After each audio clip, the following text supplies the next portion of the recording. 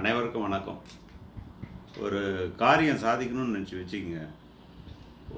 அந்த சரியான காலம் வர வர நம்ம வந்து அமைதியாக இருக்கணும், ஒதுங்கி இருக்கணும். எப்படின்னா, கொக்கு எப்படி வந்து குளத்துல மீன் பிடிக்கும்போது அமைதியாக காத்துக்கிட்டு இருக்கோ, அது மாதிரி சரியான காலம் வர வரை அமைதியா இருந்து காத்துட்டு, காலம் வந்த பின்னாடி தான் செய்யணும்.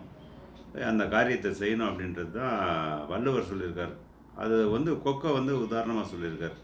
இப்போ வந்து நம்ம நெறைய பார்த்துருப்போம்.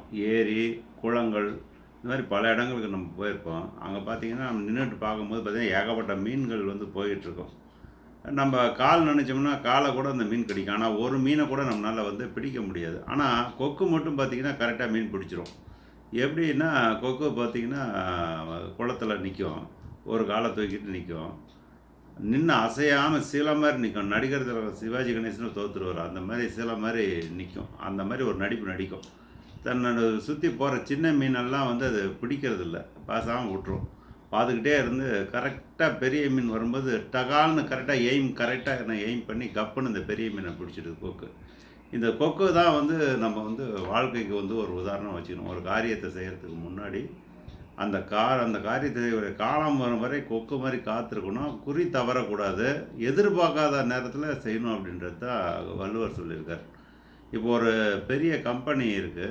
இன்னொரு கம்பெனிய விலைக்கு வாங்கணும்னு நினைக்குது அப்படின்னு வச்சுக்கங்க.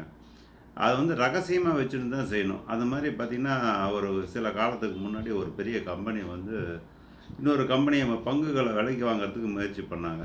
அந்த விஷயம் எப்படியோ லீக் அவுட் ஆயிட்டு இந்த ஷேர் மார்க்கெட்ல அந்த பங்கு விலைலாம் ஏறி போச்சு. ஏன்னா, அவங்ககிட்ட வேலை செஞ்ச ஆளுங்க வந்து விஷயத்த லீக் அவுட் பண்ணதுனால, ஷேர் விலை ஏறுனதுனால அவங்க அதிக விலை குடுத்து வாங்குனாங்க. ஒரு பொருள வாங்கும்போதும் அந்த நேரத்தில வந்து நம்ம கொக்கு மாரி காத்திருந்து அந்த காரியத்த கச்சிதமா முடிக்கணும். அதுதான் வந்து வள்ளுவர் சொல்லியிருக்கிறார். ஒரு வணிக நிறுவனமா இருந்தாலும் சரி, ஒரு தொழிலா இருந்தாலும் சரி, ஒரு வேலையா இருந்தாலும் சரி, நம்ம வந்து பார்த்தீங்கன்னா, அந்த காரியம் முடியிற வரையும் நம்ம காலம் வரும் வரை காத்திருந்து செய்யணும். எதிர்பாராத நேரத்தில திடீர்னு எதிரிய தாக்கணும். குறி தவறக்கூடாது. எதிர்பார்க்காம விழுவுற அடியும், எதிர்பார்க்காத எதிரிகிட்டேருந்து விழுவுற அடியும் வலி அதிகமா இருக்கும். அது வந்து பொறுமையா தான் இருக்கணும். அந்த காரியம் முடியிற வரையும் பொறுமையா இருந்து செய்யணுன்றது தான் இந்த வள்ளுவர் சொல்ற ஒரு குறள். அது என்ன குறள் அப்டின்னா, "கொக்கக்க கூம்பும் பருவத்து மற்றதன் குத்தக்க சீர்த்த இடத்து." கொக்கு எப்படி வந்து ஓடு மீன் ஓட உருமீன் மறுவனமும் காத்திருக்குமாம் கொக்குன்ற மாரி சின்ன மீனெல்லாம் விட்டுட்டு நடிச்சு பேசாம நின்னுக்கிட்டே இருக்கும். கரெக்ட்டா பெரிய மீன் வந்து நான் கரெக்ட்டா போட்டு எடுக்கிற மாரி, ஒரு காரியத்தில நம்ம எதிரிய வீழ்த்தணும்னு நீங்க நெனச்சீங்கன்னா, நீங்க வந்து ஒண்ணுமே செய்யாத மாரி நடிக்கணும். நம்ம எந்த வேலையுமே செய்யாத மாரி, அவன ஏமாத்துற மாரி நம்ம நடிக்கணும். பேசாமயே இருக்கணும். ஒரு வேலைய செய்யாத மாரி, நம்ம அத பத்தி நெனைக்காம இருக்க மாரி இருந்தோம்னா, எதிரி வந்து அசட்டை ஆயிடுவாப்படி. எதிரி அசட்டை ஆயிடுவாப்படின்னா, அவர் ஒண்ணுமே செய்யல போலருக்குன்னு சொல்லி, அவன் வந்து எந்த வேலையும் செய்யாம ஒரு அஜாக்கிரதையான நிலைமையில இருப்பாப்படி. அஜாக்கிரதையான நிலைமை.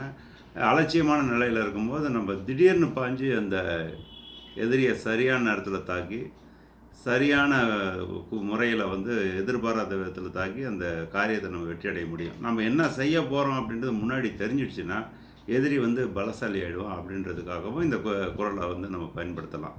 அதனால வந்து காலம் அறிதல்.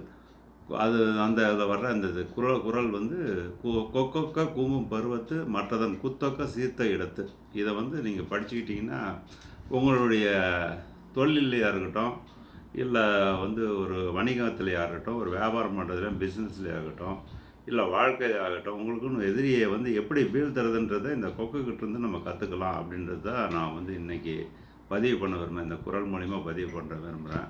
அனைவருக்கும் நன்றி. ஈசன் வழக்கறிஞர், சேலம். வணக்கம்.